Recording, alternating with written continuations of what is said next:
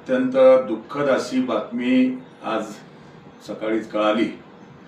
आदरणीय गुरुवर्य सांबशिवाचार्य महाराज थोरला मठ वसमत यांचा आज 17 जून 2025 रोजी पहाटे मंगळवारी 5:45 वाजता सौम्य हृदयविकाराच्या झटक्याने दुःखद निधन झालं, शिवैक्य झाले आहेत। ही दुःखद बातमी मला कळाली।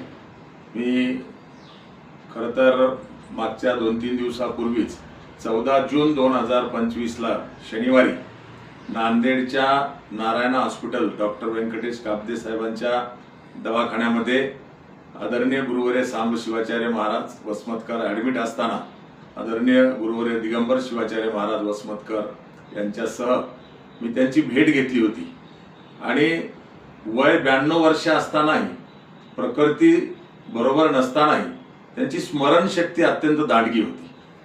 प्रत्येक गोष्ट त्यांना आठवत होती। दिसत नसतानाही माणसं आवाजावरून ओळखणं आणि अत्यंत जुन्या गोष्टीची सुद्धा आठवण त्यांनी मला दवाखान्यामध्ये आठवणी सांगितल्या।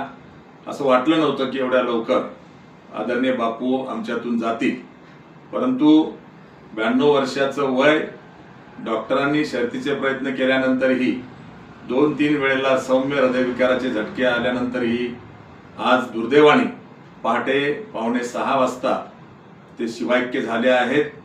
मी माझ्या वतीनं, माझ्या कुटुंबाच्या वतीनं, शिवा संघटनेच्या राष्ट्रीय शाखेच्या वतीनं, सेवा जनशक्ती पार्टीच्या वतीनं आदरणीय बापू, आदरणीय गुरुवर्य सांबशिवाचार्य महाराज वसमतकर यांना भावपूर्ण आदरांजली वाहतो आणि आज 17 जून 2025 मंगळवारी सायंकाळी 4 वाजता वसमत येथे थोरला मठ संस्थानमध्ये त्यांचा अंत्यसंस्कार म्हणजे समाधी सोहळा संपन्न होणार आहे।